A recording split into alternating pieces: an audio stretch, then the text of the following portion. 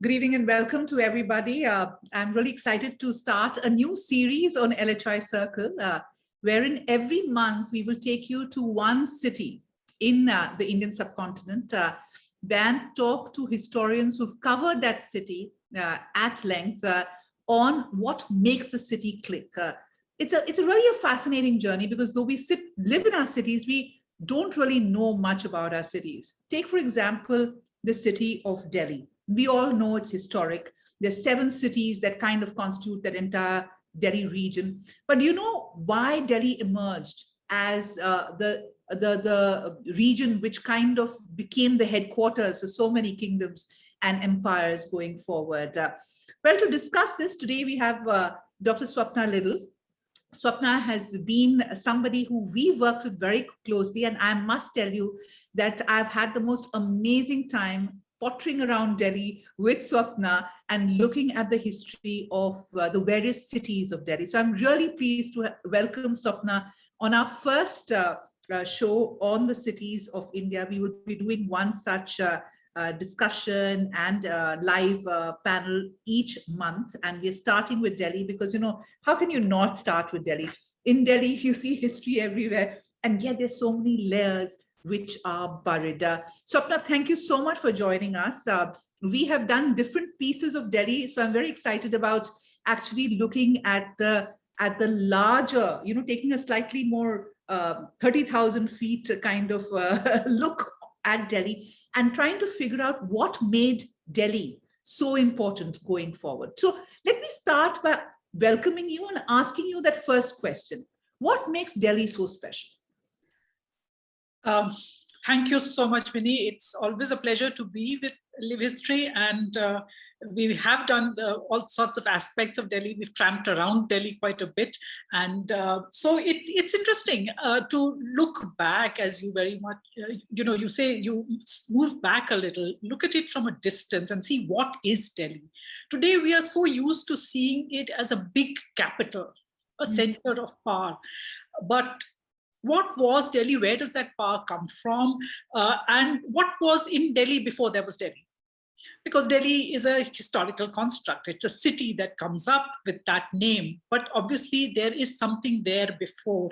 And I think it's nice to look back, and what I'm trying to do today is to, this is not going to be, and I'm not going to repeat the things that are very well known, and I'm going to concentrate instead on things that give you an insight into what goes into the making of this city as it emerges in as a big capital. So I think there's no place better to begin than at the very beginning in what was in this place before there were even the very earliest humans, before the earliest humans. And for that, you really need to look at the topography of Delhi and the whole ridge and river thing. Because the ridge and the river really dominate the city. All the historic development that we have seen in Delhi has taken place between the Yamuna River and 2 arms, shall we say, of the tail end of the Aravalis.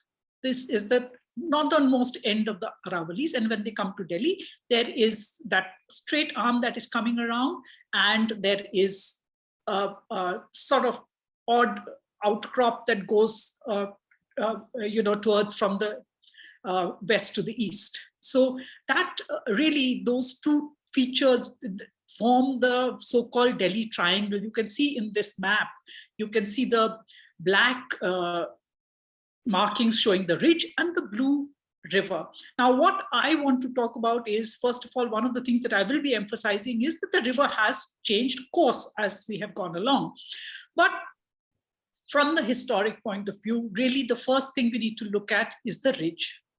Now, today, when we see the ridge, it is it's green, but a lot of that plantation really has taken place in the late 19th and early 20th centuries. And that is a part of modern development of Delhi. And some of that plantation is actually not characteristic, because there are species that were brought in, exotic species, which have now taken over a lot of the flora of the ridge. But if we look back, say 100,000 years ago, we had a scrubby kind of vegetation, though it would have been wooded also. Now, 100 years ago, it was very scrubby, but before that, it was greener. There was a wooded sort of cover to the ridge. It was rich in fauna also. All sorts of varieties of animals lived in the ridge. And this made it the ideal. It was well watered with streams. At certain points of time, the river also was much closer. 100,000 years ago, certainly the river was probably closer to the ridge than it is today. That, as I said, the river has changed its course. And what you have now in this wooded ridge area, a number of old Stone Age sites. We often don't realize that Paleolithic sites are also to be found in the ridge. This is even before the modern Homo sapiens, our human species, emerges. There are various hominids who have obviously, we haven't found any hominid remains in Delhi, but these are people who did live in these areas. And here you see many of these sites are really on the ridge. And they are in a big concentration is actually a little bit outside the modern boundaries of the Delhi state. It's in Faridabad. So Anandpur, for instance, Anandpur is a place which has, it's one of the largest Paleolithic sites in India. It has a large number of tools which have been found there. It was a place where tools were manufactured, and you can see the spread of them. And they go to the west also. In fact, interestingly, some remains stone tools have been found in the Delhi University campus, which is adjoining the ridge. Some have been found in the JNU campus, Jawaharlal Nehru University campus, which is in the south of Delhi, and that also happens to be on the ridge. So these Stone Age sites have been found there. Now, not only Stone Age, as going forward, once you, we have to go quite a bit forward, and you come to the late Harappan period. And the late Harappan is usually considered about somewhere between in the second millennium BCE. And that's like from 2000 BC to 1000 BCE. And we have found there are at least four sites which are in and around modern Delhi. So one in Faridabad again, it's called Lacholi. In Delhi, Mandoli, which is near Shahadra, and in north, a place called Bhorgarh, and in the west, a place called Khadkari Neher. So we have found Harappan sites over here, late Harappan. So what we find is very characteristic Harappan. It's mostly the finds consist of pottery. It's a typical medium fabric pottery with a red slip, which characterizes this late, somewhat coarser than the pottery of the mature Harappan period. So this is the late Harappan. The cities were not there. These are small, these were sites which were prominently rural and agricultural people living here. But we don't know very much about them. We haven't really come across very much apart from these kind of pottery and some floors of some houses, etc., that has been found in these. We must realize also that a lot of the archaeology of Delhi has been destroyed by the development that has taken place. In fact, a lot of Stone Age tools were actually found when construction activity. There were stones which had been quarried and had been brought for some road works and construction works, and archaeologists happened to see them and say, oh my God, these are Stone Age tools. So this is a very interesting thing that happens. So, there may be more. And it's no coincidence probably that a lot of these kind of historic sites are found in the rural areas of Delhi, where the urban sprawl has not destroyed them. So that is the late Harappan period. Now, after that, of course, you come into what is, in archaeological terms, the era of the painted grey ware, which is comes immediately after this. And the painted grey ware culture is the culture which is quite interesting. I mean, you can see a lot of sites. Yeah, it's named after a particularly characteristic gray painted pottery that that characterizes this. But also what we must realize that in Delhi, at least, this coincides with a lot of the late Harappan sites also. The very same sites which were Harappan sites also see the painted grey at a later stage. Though, of course, there are many more painted grey sites. And those new ones, many of those new ones are actually in a particular cluster around on this bank of the river. Now, if you look at the boundaries of Delhi in this map, this is an outdated map. This is a map which is not the modern Delhi state. The eastern edge of those boundaries is actually the river. And if you look at those 4 dots which clustered on the west bank of that river, those are sites which are Purana Killa, Salimgarh, a little bit north of that. So these are sites that are which are painted greyware sites which are found. And painted greyware is of some interest because we are archaeologically, and though of course archaeology does not often coincide with other kinds of assessments that historians make about chronology. So, when you're talking about, say, historians talk about the later Vedic period, and they're talking about a time period of, say, 1000 to 500 BCE, and what they are, and what is happening is that we, as I said, we cannot make very straightforward connections. But why this becomes interesting is because we are talking about the era of Indraprastha. And Indraprastha is a hot topic always when you come to Delhi's ancient history, because everybody wants to know, is this Indraprastha of the Pandavas? And the answer to that is interesting. As I said, popularly, of course, it is Indraprastha is said to be Purana Killa, the area around Purana Killa.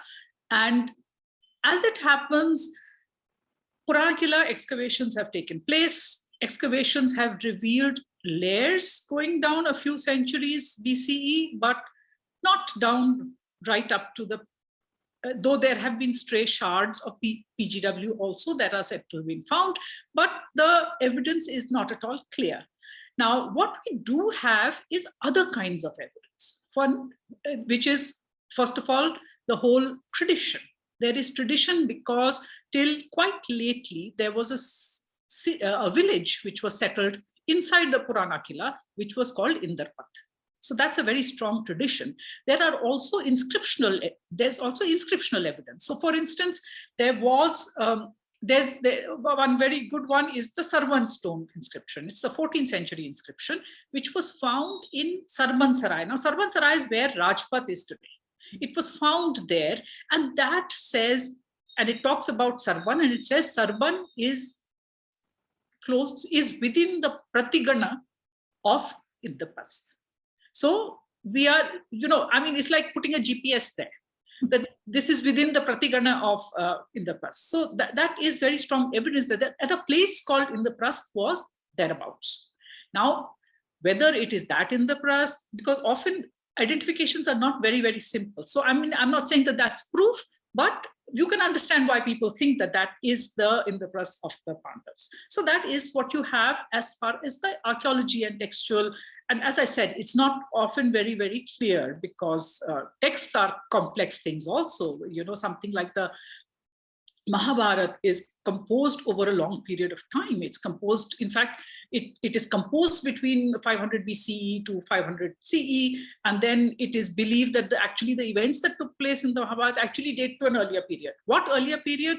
Historians have often said around maybe 1000 BCE, but again, things are constantly changing. So we see how that goes.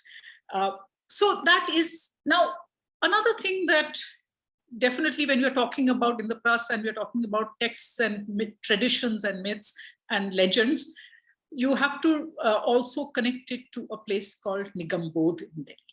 Nigambodh has again a place that is connected with Indraprastha. Nigambodh was at Indraprastha. It's a place where Indra carried out. Indraprastha is, by the way, called after Indra, who performed sacrifices over here. And not only that, he it was blessed.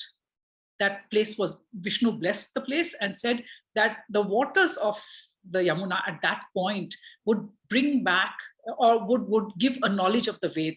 So it is said that when Brahma lost his memory of the Ved, he took a dip in that place, and another name for the Ved is Nigam. So Nigam Bodh, his knowledge of the Ved came back to him. So these are strong traditions, and there is a Nili Chhatri temple there, which is of course a much more modern structure, but it is popularly believed that that is a temple which was built there by Yudhishthir. So again, strengthening that Indraprastha Pandav link over there. So as I said, that these are these strong local traditions which tie up with some of the things that we're talking about. So that is Nikampodh. Now, moving on, what happens? I will not go into the textual and the legend about Indraprastha and whether it was abandoned by the Pandavas, etc. That is a different line of inquiry. But let's see what happens to Delhi, because if you're looking, we are moving now into the historical period where we have a lot more evidence of textual sources. And one of the things that we see is that after this, from the 6th century BCE, you have the rise of the Mahajanpads. These are 16 great states. Some of them are oligarchies, some of them are monarchies, and they are sort of rising in the sort of northern, the Ganga, Jamuna, Doab and central India. So they are coming up, and Delhi, the Delhi territory, the Delhi region is under the Kurus. So it's part of the Kuru kingdom, and the capital definitely at one point is Indrapat. Indrapat it's called, or Indraprastha. And again, but of course, Kuru and the Panchals, they are allied together, they are next to each other. But what really happens is that we don't have a lot of information about what Delhi was like at that point. But again, what happens is that you have the rise of a kingdom, which is Magad. And Magad, which starts off as one of the Janpads, under the Nandas, under the Mauryas, it really becomes a large empire, which then incorporates a lot of these earlier Mahajanpads, and including the Kuru kingdom. So Delhi comes into the sphere or within the territories of these big empires, like the Magad Empire. And again, what you see is that the impact on Delhi, as I said, this is part of the territories of Magad, but Magad is not based out of Delhi, obviously. And the impact is not because Delhi is a major political center, but Delhi has seized the placement by Ashoka of one of his important rock edicts. So this is in South Delhi, in a place called Kalkaji, and you have this rock edict. It's now been covered up. It's in a prominent place. The rocks really stick out of the ground over there, and it is as Ashoka did. He placed a lot of his edicts talking about his philosophy of rule, his commitment to Buddhism, and all those things, and governance, and it tells a lot about his governance and what he believes in. So all those things are inscribed on rock edicts throughout his empire. But more importantly, it's not only throughout his empire and the far reaches of his empire, but on important routes. And that is very important from Delhi's point of view, that you place a huge signboard. Even when you see today, you place a huge signboard when you are assured of a good bit of traffic on that road, so that it'll be seen. And that's the whole point of the edicts also. They are placed in locations which are seeing a lot of traffic. And Delhi at that point really is seeing a lot of traffic, which I will talk about in a minute. Incidentally, just before, I'll take a little digression and talk about two other Ashokan inscriptions which are in Delhi, but I think we need to clear the air a little bit on those, because these are two pillars, and the famous Ashokan pillars. One is in the Firoz Shah Kotla, and one is on the ridge, on the northern ridge. So this is the one which is on the ridge, and and the other one is, of course, Firoz Shah Kotla. But these are not really, as we call, say, in situ. They were brought here in the 14th century by Firoz Shah Tughlaq. So they are not really connected before that to the history of Delhi. So you will not, we cannot say that this is Ashoka's connection to Delhi. This is Firoz Shah Tughlaq's connection to Delhi when we're talking about these pillars. But they are interesting in their own right. They are definitely two important pillars. And the reason Firoz Shah Tughlaq brings them here is because Delhi of that point, he has this great city in Delhi as well. So that's just an aside. But let us move on really to look at, what is it that, why is Delhi on this important trade route? And we have to now zoom out a little bit and look at Delhi in a broader geographical context. Let's look at the map of Delhi and how it is placed within North India and areas to the northwest. Now, if you look at the upper dot, that's Delhi. The lower dot is Ajmer, and I'll be talking about Ajmer in a minute. And then you have the Aravalli Mountains. Now, and of course, west of the Aravalli Mountains is the desert. That's the Rajasthan desert. And what you are seeing here is really, I was talking about the fact that it is on a well-trafficked route. That well-trafficked route is the Uttarapath. The Uttarapath is a route through which trade, all sorts of travelers, pilgrims, etc., all travel. It connects up to the major arteries, which are in Central Asia, West Asia. It's all connecting up. It's connecting through the Doab. And then it connects up also to the southern route, which is the Dakshinapath. So that is happening. That route is going through. But if you look at the little gap there is, very small gap between Delhi and the desert. So on one side are the big rivers. So Ganga, Yamuna are major rivers systems, and they have other tributaries flowing into them from the mountains. And on the other side, you have the desert. So if you are to travel through them, of course, a lot of travelers eventually took the river routes. They sailed down on those routes also. But you are kind of being squeezed between that river, into that river system through a lot of the, and the desert through Delhi. So Delhi stands at a sort of a neck of land, which is between one river system and which is the Indus river system on the desert, and on the other hand, the Ganga Yamuna river system. So it's at that very, very crucial sort of spot that you have in this. So that is the geographical situation, why the Uttar Path goes through this, why Delhi is important on that route. But nevertheless, for the next several centuries, Delhi still remains a part of large empires. It's part of their territories. It does not even figure as a name. Delhi is definitely not a name that anybody takes much interest in. Indraprastha is often on mention, but not very much. And you have, say, for instance, it's part of the Great Kushan Empire. It's, and these things are important because when you start looking at kind of material culture, if you're looking at the kind of art and architecture that is happening, the cultural influences that are, it's a region that is, it's getting connected to the Kushan Empire to large parts of Central Asia within one sort of cultural sphere. I mean, it's not only trade, of course, was a great cementing factor, but this is an administrative system which is encompassing these. So a lot of influences are definitely traveling back and forth. And you see Mathura there. Mathura is a very important center for the Kushans.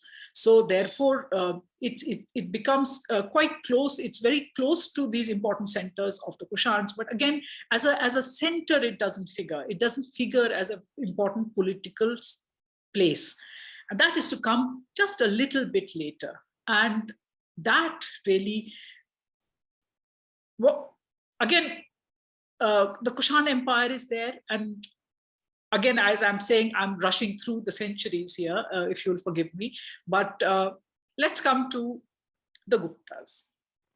Let us come to the Guptas. The Guptas, of course, as you know, are old-fashioned historians used to call them the Gupta Empire as the golden age of India. And whether or not it's the golden age, it's definitely a very important empire, and a lot of important developments take place. What happens in Delhi really is something that is still not very clear. There is an important Gupta artifact in Delhi, which is the Iron Pillar of Mehrauli. And this is right, it's in Mehrauli, as the name suggests, in the Qutub Minar complex. Now, this Iron Pillar is believed to have been set up either in the late 4th or early 5th century CE, and it commemorates the victories of Chandragupta II. Now, where the uncertainty arises is that we don't know whether this was originally here or it was brought here from somewhere, because the inscription, the original inscription of the Gupta period says that it was originally erected on a place called Vishnupad, on a hill called Vishnupad. Now, there's no hill over here, but who knows, so, but this is a question that is open. However, there's an interesting fact about this pillar. It has a later inscription also. It has a later inscription which is from the 11th century. It dates, it says, and I'm giving you the translation, it says in Samvat 1109, and that's 1052 CE, Anangpal peopled Delhi. Now, this is the first indication we are getting of a place, of a city called Delhi being founded. That's very interesting. And there are all sorts of legends associated with this also, which I will not go into, in the Bardic tradition. Now, who is Anangpal? Anangpal is one of the Tomars. The Tomar rulers who were part of many clans, which later came to be collectively known as the Rajputs, is ruling, their Rajputs are ruling over this area then. And he decides to found this fortification. They had been ruling this area from the 8th century, and their early fortifications were in the Surajkund area in present-day Faridabad. But then they go ahead and found this fortified city. And that is really the city of Lal Kot. It's called the city of Lal Kot. And, or actually Lal Kot it's called Lal Kot, but it is also called Delhi. Delhi is the name. So that's the older name of Delhi or Delhi that you see in the inscriptions, etc., or in the texts. It's called Delhi. And this Delhi that is there is a prosperous place. Of course, the trade is always there. That's not gone away. And it's a flourishing city. There are it's an important center for Jain belief, because there is a important Jain saint, Chinna Chandra Suri, who dies here in 1166, and in Mehrauli there is a shrine to him, which is still very much a living shrine. It's called Dadabadi Jain Mandir. So Dadabadi Jain Mandir is a very quite an old, it's a medieval era site. And then you have important Jain ministers, like the patronage to a lot of religious works as well as literary works comes from rich Jain merchants. One of them is Nattal Sahu, who is a minister of one of the Tomars and is also somebody who builds a big temple over there. So these are these Jain patronage that is growing around this site. It is another name in the Jain text that you find for this place is called Yoginipur. And that is what, and these are the old walls of Lal Kot, which are now there today. So there are remains of Lal Kot, though later it was enlarged. So this is really what you have as the Lal Kot city. Now, the next real major development that takes place over here is that in the middle of the 12th century, you have the Tomars being replaced by the Chauhans. Now, the Chauhans are another Rajput clan. They actually have their capital in Ajmer, but they rule Delhi. And again, we must see why they they enlarge the fort also. Why do they enlarge the fort? Why are they bothering about Delhi at all? And the reason is that Delhi, as I said, is part of that very, very important neck of land which gives access to the Ganga Jamuna Doab. And now this is a time when there are repeated incursions from the northwest. You know, the Ghaznavi ruler, Mahmud of Ghazni, had invaded India. And this continues. I mean, there are many, many campaigns into India from that direction. So if you control Delhi, you can sort of keep an eye on things, which you cannot do to quite an extent, that extent from Ajmer. So that is what really is happening. And you have, what happens then is a little complex, because we very simplistically think that the Turks come, Muhammad Ghori's general Qutbuddin Aibak comes, conquers Delhi, and you have the Delhi Sultanate coming up. It is a much more complex situation than that, because what you must realize is that the early, it's a bit of a lottery really for Delhi. Delhi won a bit of a lottery, because it was not, for a long time, it was not settled at all that Delhi would be because the political system of the invaders, who are the invaders? These are, who are these new conquerors? They are Muizzuddin of Ghor. Now, Muizzuddin, he's from Afghanistan. He is, he and his brother rules from his brother and his brother is actually the senior partner and he is the junior partner, and they kind of divide their kingdom between themselves. And Muizzuddin rules from Ghazni, and he slowly expands into the Ganga Yamuna Doab.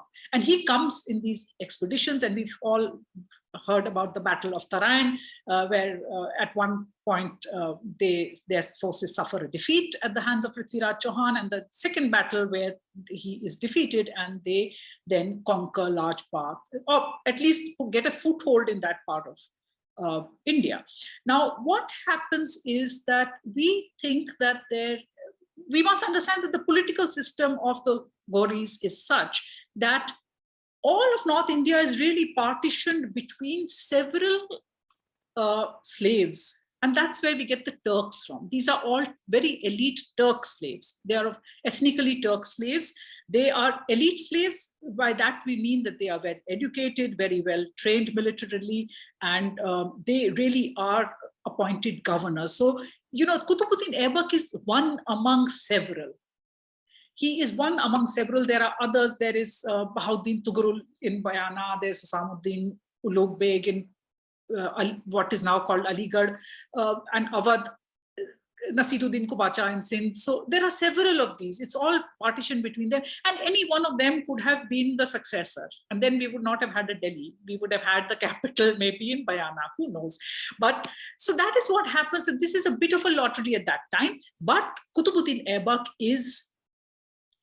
prevails. And Qutbuddin Aibak prevails over even during the lifetime of his master. But really he begins to, one of the ways he begins to show his power is by building monumental architecture in Delhi. So he builds this Jami Masjid. He builds this Jami Masjid to show that he is a powerful ruler who has a lot of people with him. He has command over resources, that he can build architecture like this. But we must remember that it's not only him that is building these kind of monumental structures, and they're not only being built in Delhi. Bayana, for instance, has a Jami Masjid which is actually larger than this in its initial form.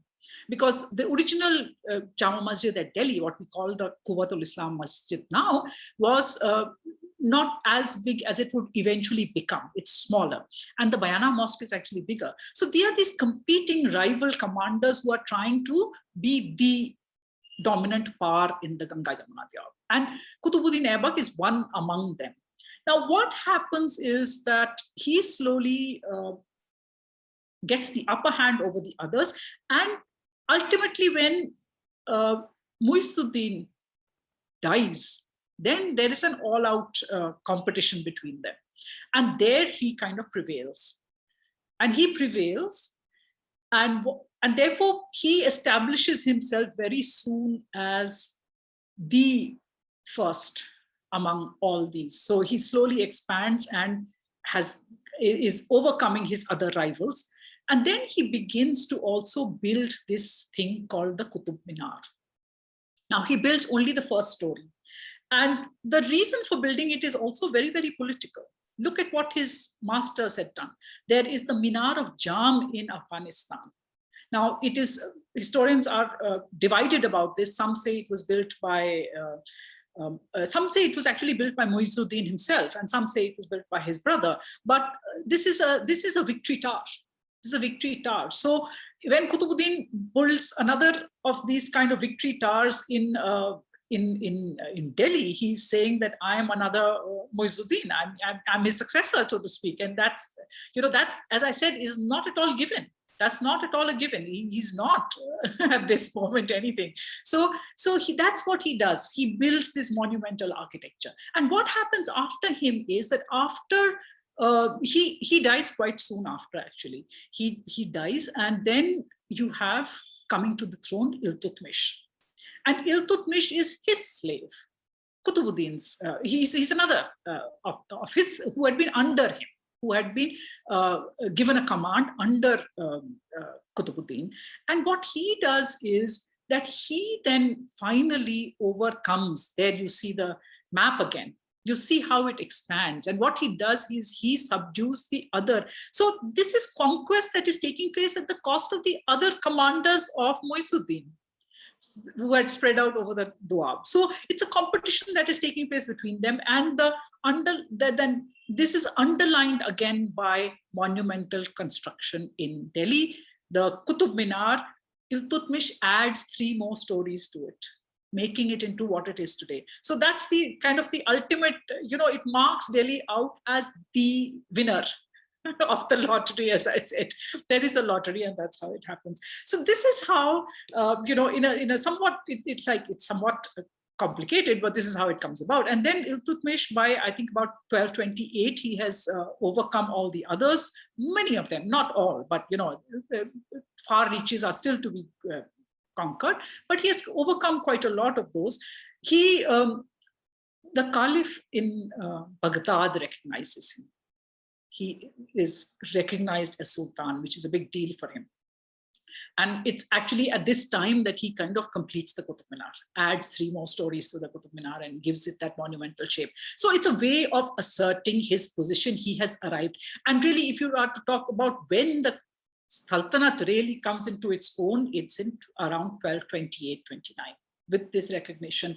And it becomes a sort of, also we are seeing a lot of migration that is happening at this point, because the Mongols have started to really push people, attack centers in West Central Asia, etc., and important Islamic centers, and a lot of people are beginning to come in, and you have the ulema coming in. You also really have a lot of Sufis that begin to come in. And Iltutmish's reign is associated with a few of them. One of them is Qutbuddin Bakhtiyar Kaki. And the Sufis lend a very specific kind of flavor to the whole mix.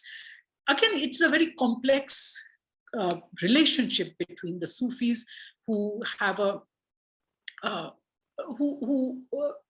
in practice, they attract a lot of many followers, and in some senses, some of the rulers definitely are uncomfortable with the popular power that the Sufis command.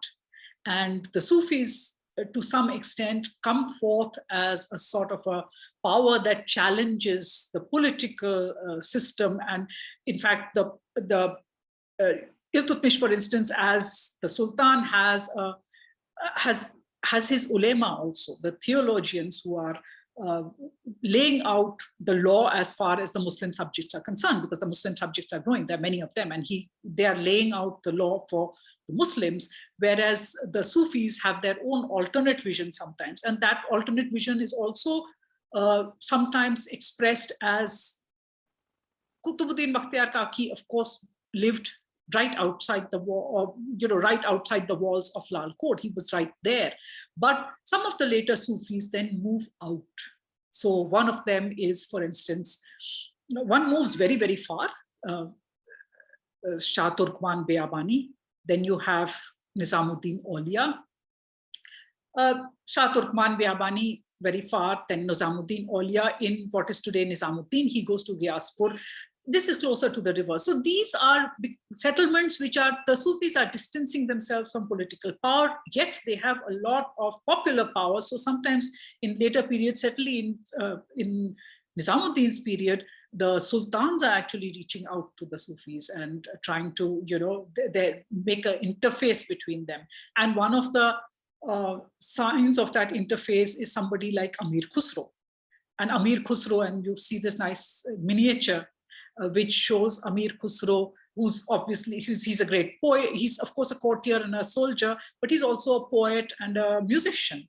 And you see him here with his peer, Nizamuddin Aulia, who's in green, and he is playing a musical instrument. This is of course a later painting, but you get the idea. So these dargahs become also alike, in some ways, some of these Sufis get connected to the court also through because the rulers themselves are reaching out, and they also become the sources of, or the seats of, a lot of cultural development and cultural syncretic development that's taking place, for instance, in the music and the poetry that I was talking about. So a lot of the music of Delhi, of the Delhi Gharana, in fact, is linked to the dargah particularly of Nizamuddin Aulia. So this is how it's going on. And now really we are coming to, for instance, one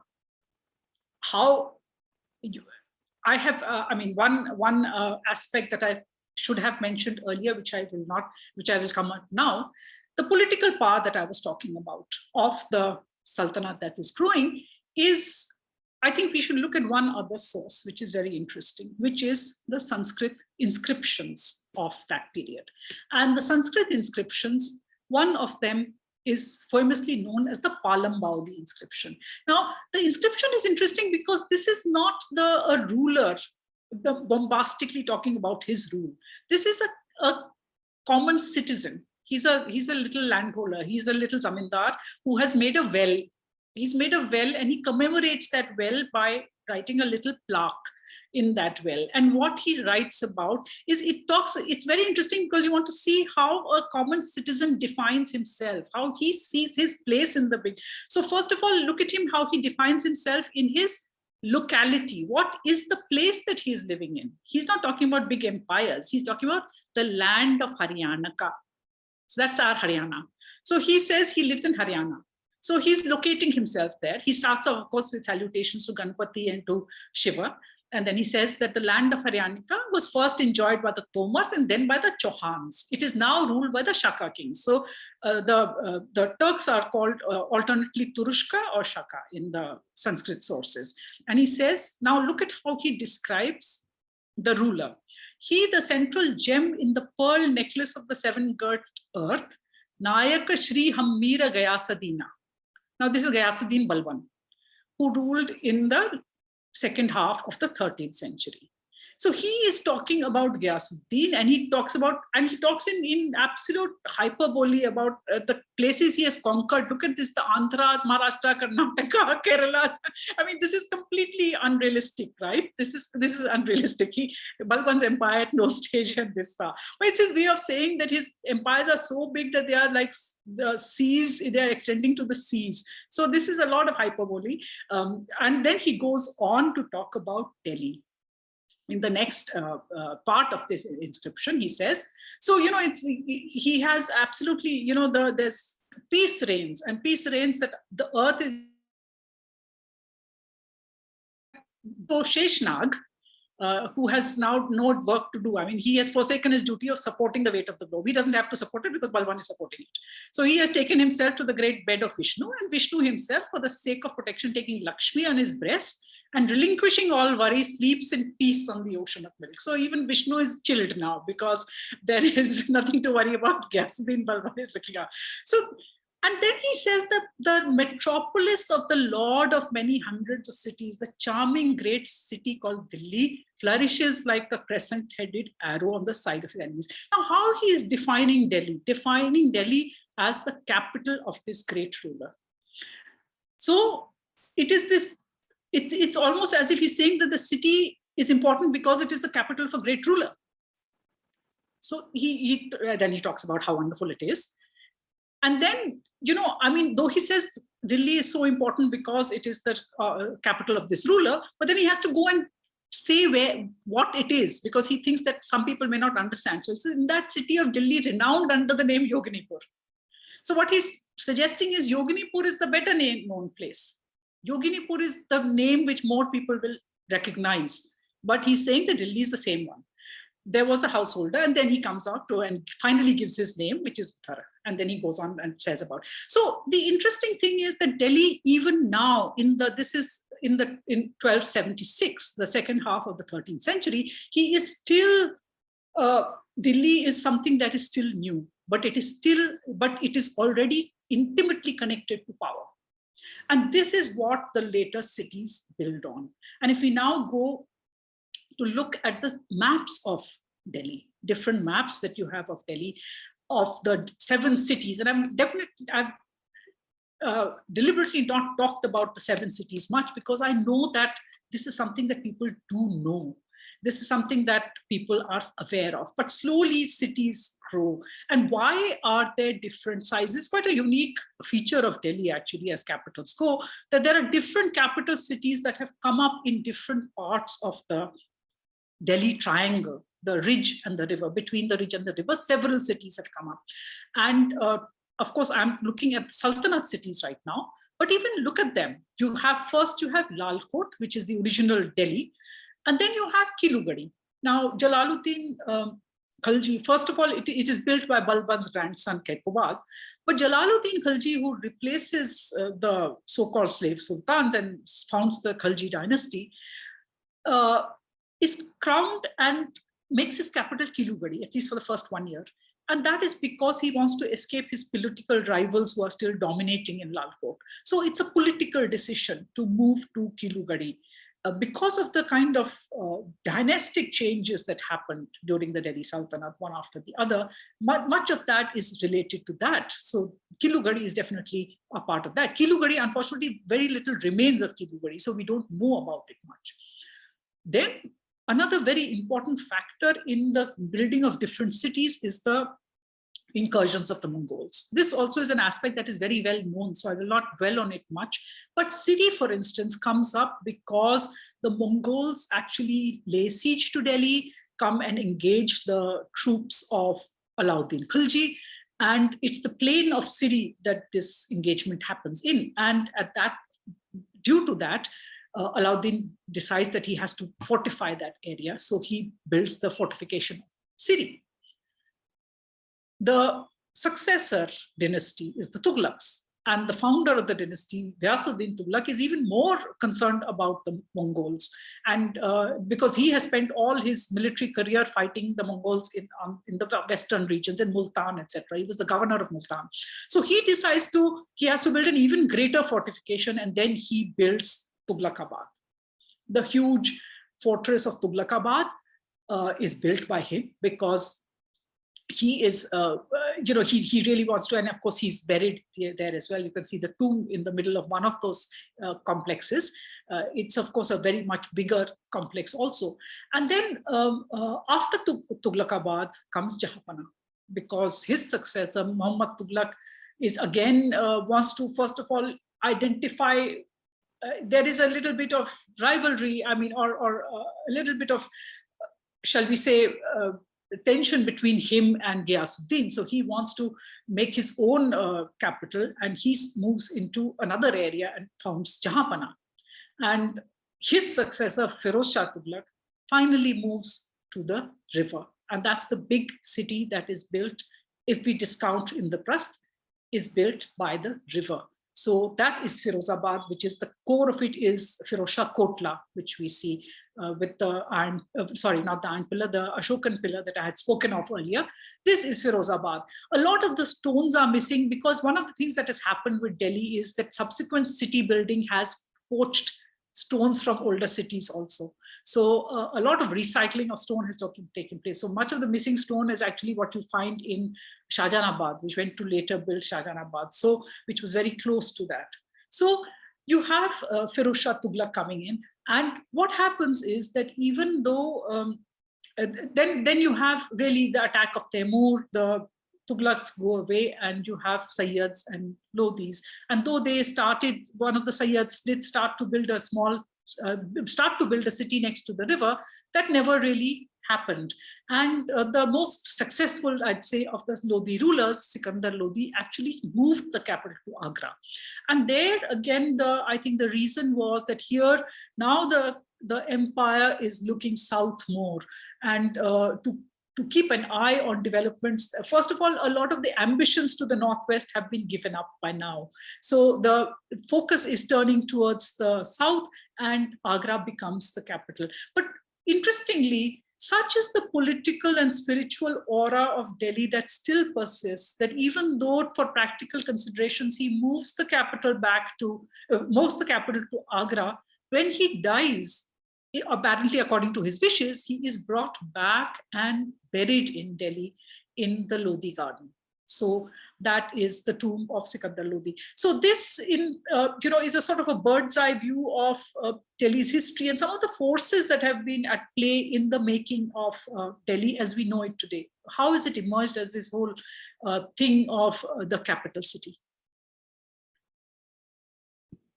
Minnie, you are on mute. This is fantastic, Swapna, because I've enjoyed every session I've had with you, because, despite the fact that I stayed in Delhi and lived in Delhi for almost 8 years, I mean, there's so many facets of Delhi that I had no clue about. And the most important of it being how geography kind of shapes the destiny of a city, and the history of the city is shaped by that. We often forget that in our understanding. And, through the series, we really want to bring out that aspect also. But what is also interesting, Swapna, is, of course, a lot of our attendees will wonder why we stopped with Sikandar Lodhi, because then you have the Shahjahanabad leg, which is really the big empire of the Mughals, which gets centered around here. But that is part 2. And we wanted to take the first part till Sikandar Lodhi only because I think the pre-history of Delhi is equally important, because it kind of gets, swept over because of the sheer monumental legacy of Delhi, because there's so much of it out there. But it's important to look at the space. And I think my first question to you, Swapna, is going to be off Delhi a little. But, I had gone to Sinoli, which is this new excavated site, which was in the news because of the big necropolis that was found there. And when I was studying that site, what really amazed me, and this is the necropolis in Sinoli, it's about a 1.5 hour, 2-hour drive from Delhi. But what really fascinated me was the location of this in conjunction with Delhi. And I'm going to just take a little detour before we take a lot of the viewers' questions as well. But I do want to mark this out. Now, you look at this, one of the big gray areas in Indian history is that transition from the end of the Harappans, which we know, which was around 2000 to 1700 BCE, to the rise of the cities, which is around 600 BC. There's a large gap in our understanding. And what is interesting, of course, we know that there were tribal movements. There was a lot of indigenous people that interacted. But look at this map, and that's when you realize how close Ganga and Yamuna really are. And, you have actually 2 ends of it. And this is the area which I guess was also the period of the early painted grey ware culture, because we normally look at this period and our gaze shifts to the lower Gangetic plains, because that's where you have Kashi, Banaras, Koshala, Magda, etc. We don't necessarily look at this part, and I thought we must mark it because I just found it interesting. But a lot of work needs to be done on this part of Delhi's history, right? Definitely. And, the major questions of, everybody immediately starts to talk about what is the connection between this and Harappan, what is the connection between this and the Mahabharat sites. And, a lot of, there are these interfaces. And I think what happens is that history, how we come to the answers of history, this, like, you can think about it as a big jigsaw puzzle, and every new piece, and every time you think that you have found a piece which is kind of fitting, you might suddenly find another piece which fits better, and then you discard that piece and another piece comes in. So I think this will have to be studied very carefully by an archaeologist in conjunction with people who study texts and people who are studying different sites. And of course, archaeologists will have to go. But it's extremely interesting because, I mean, again, when you see the fact that even in the Delhi sites, you have continuities. For instance, the late Harappan sites are the exact same ones where you find later habitation also. Those are the very sites which are again showing the painted grey ware culture, for instance. The problem with this era is that it is so, it gets sensationalized so much. There's no rationality over there. And I think that's very disappointing as a history buff, because what really happens is that, as Swapna said, and as we discussed in the Mohenjo-daro episode as well as the Harappan episode, there is no full stop in history. There is a movement, there is an amalgamation, there is a meeting ground. So it's very difficult to say that it ended here and it started here, or there was this movement which was artificial. It's all a very smooth kind of a interaction, which, remember, happens over centuries. You're talking about what, 700-800 years. I mean, it's a fairly large portion of time, but we have marked that point, and I think that map was superbly interesting, so I thought we'd take it. Now, let's take some questions up. Now, Nitin Dalvi has this question. Did the Sufis at the time promote harmony with the locals, or were they rigid in their outlook? What was the role of the Sufis when this empire was being built, or the Delhi Sultanate was being put in place? The Sufis, of course, I mean, we all know that they are the kind of teaching that they are not outside the Sharia. They are very much within the Sharia. So they consider themselves Muslims first and foremost.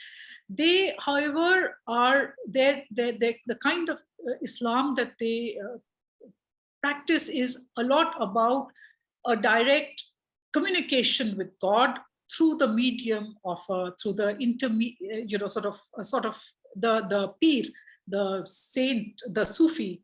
Pir acts as a sort of a mediator who helps you to have this personal experience of God. But it is your personal experience that you are having with God. So it has those aspects, even though, as I said, that they are not outside Islam in that sense.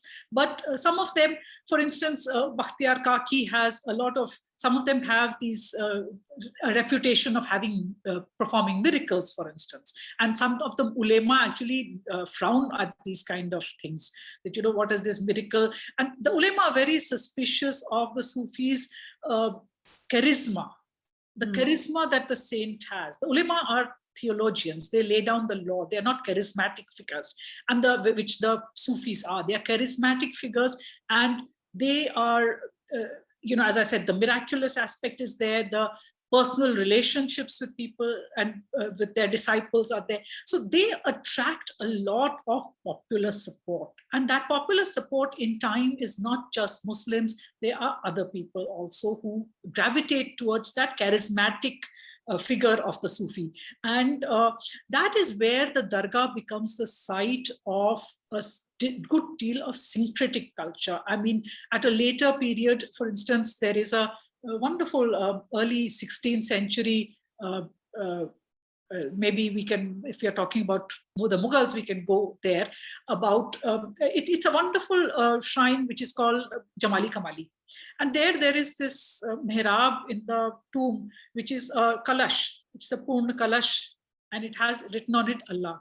So, there is the syncretism that is happening which at the site of the Dargah. So that is what slowly grows up, but it grows from a position of the Sufis representing a certain strand of Islam, and being more open to a kind of very syncretic influences that are coming from the Indian tradition. And of course, attracting a lot of followers who are not necessarily Muslim. Right. One interesting facet about this talk was also how you can make sense of the spreading of Delhi by the fact that the Sufis went and set up kabilas, or centers over there. And one thing that we must mark out is, because I know, I mean, I've visited it with you, so I must mark it out, is the Turkman Bayabani's tomb, where you have Razia's tomb also close by. So I remember you telling me that in the 13th century, this would have been back of beyond, but on the Uttarapath, so it is on the Grand Trunk Road in that context, which later becomes the Grand Trunk Road. And over here, you have people and settlements around these Sufi shrines. So do explain that to us. Yes, definitely. I mean, these become important settlements, and in fact, they have survived more than the other settlements have. You know, Kilugadi, nobody will knows where it is, but its contemporary, which is Gyaspur, which is now we know as Nizamuddin, has survived, and it's a flourishing, you know, I mean, it's a flourishing place. So in fact, Nizamuddin Aulia was very, shall we say, little disgusted when Kilugadi came up. He says it's become such a crowded and place where so many people are now coming, whereas I had kind of retreated towards the side. But now there is all this, you know, the Sultan is here, and so many people are coming. So yes, these are there, but they become very important centers of their own. Right. Let's talk about the name Indraprat. How far back does it go? Do we know, Swapna? Indraprat, as I said, that I think there are texts, and I must say I'm not an ancient Indian historian per se, so I don't take what I say absolutely, but I believe that, you know, even when we come to the Mahajanpas that you're talking about, they say that the capital of the Kuru kingdom, at least for some point, is Indrapat. So it's been around for a while. It's definitely a lot older than Delhi, which you see emerging in the 11th century. There is also the view that Delhi comes from Dillika. There is a lot of, you know, there is also the Yogini temple in the Mehroli complex, because the Mehroli complex area between Lalkot and the archaeological complex is full of these little monuments, temples, etc. It's a history lesson on its own. So do explain to us this Yogini temple and this word Dillika. Has it got Jain origins? I mean, where does it come from? We don't really know. Dilli and Dillika are both used in the texts and inscriptions, I think. And the Yogini temples, we don't have that much evidence of, but you know, there are some old shrines there. One of them is definitely Yogmaya. Yogmaya temple is there, which is from very ancient times, and it continued. The temple, of course, has been built and rebuilt, but it's supposed to be a very old place. So definitely that area has a lot of this. Yoginipur was a place which was much, you know, as the Palam inscription says, that Delhi is actually Yoginipur. It has to be explained at that point that the better known place is Yoginipur. So right. So it has this, the spiritual aura is not just the Sufis, it is also to a great extent the Jain and the Mahabharat connection and everything. Right. Vijay Balakrishnan has this question that, lottery aside, could it be that the Sultanate and later Mughals chose Delhi as a capital because their defense perspective extended northwest? Because then there's a very clear connection between that area, because they themselves came from there. And, you know, Delhi and Lahore are they're almost like twin cities, right? I mean, in that context. So could it also be because of that, the later importance of Delhi?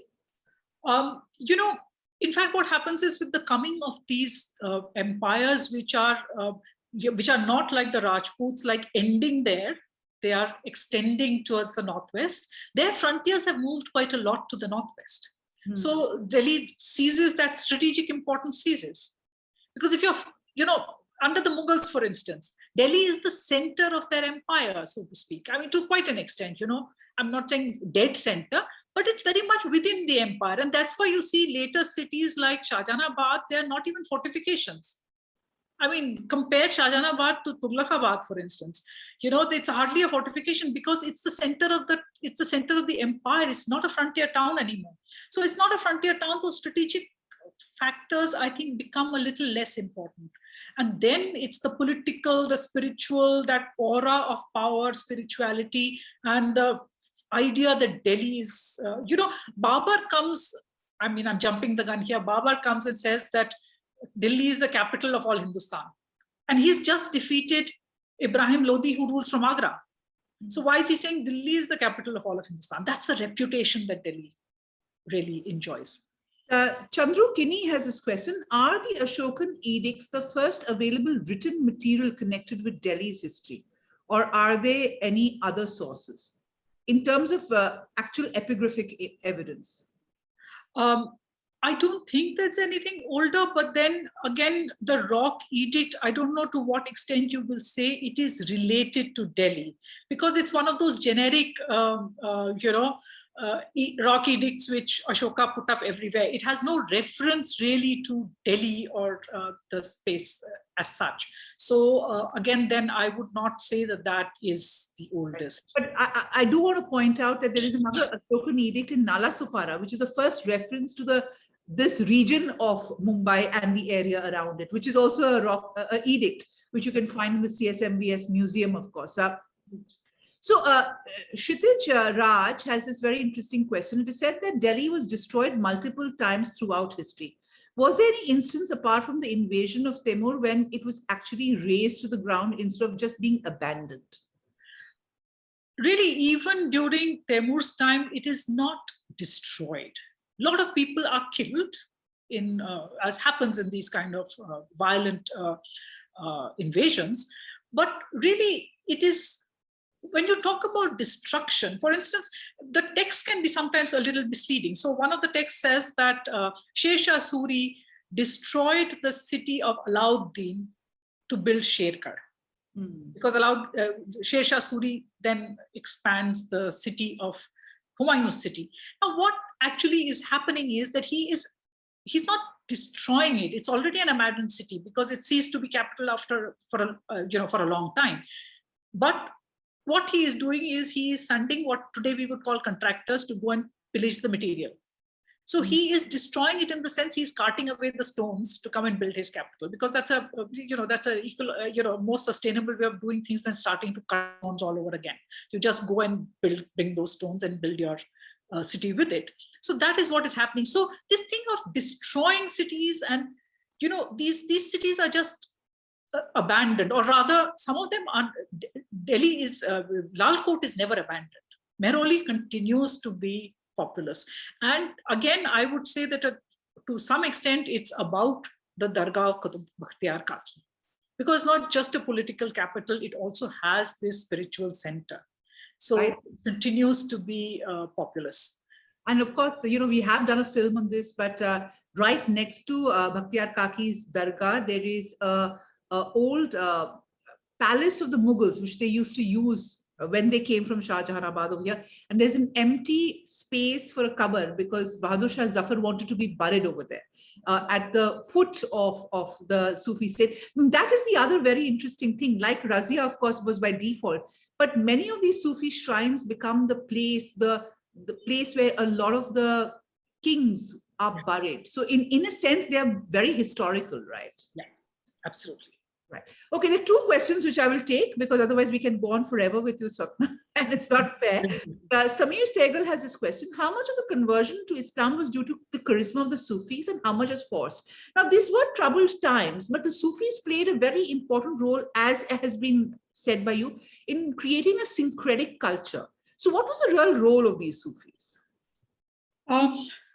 It's true. I mean, they were charismatic figures. And particularly those who were seeking to, say, escape things like the caste system were attracted to Islam. In fact, a lot of conversions, etc., happen at the peripheries of large areas rather than at the centers.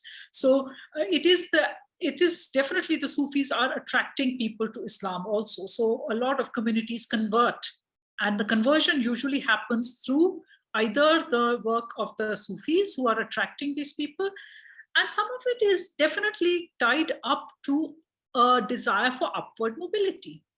Because what is happening is that when you have the Sultan is avowedly a Muslim, a lot of the upper echelons of the bureaucracy are Muslim, so it gives you avenues for advancement if you convert.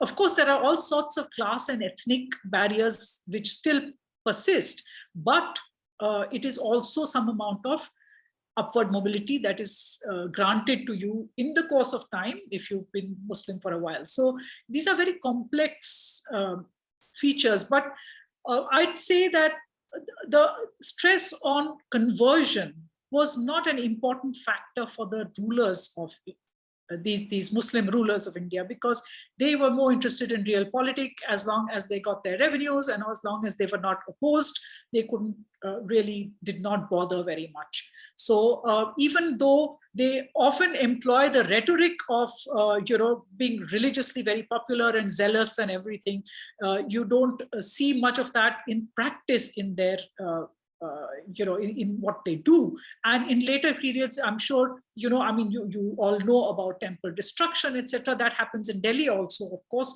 when the new regime comes in.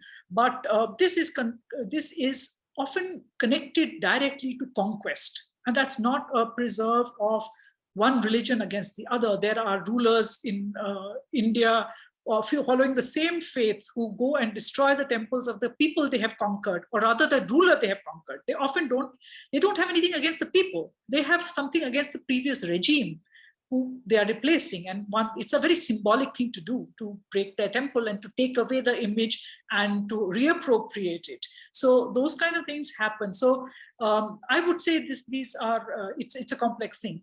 Right. I'm going to take the next 3 questions as quick questions because we must answer all questions. The first is that Nitin Dalvi has this question that, of course, you have Ashokan's edict over here. That means it was part of the Ashokan Empire.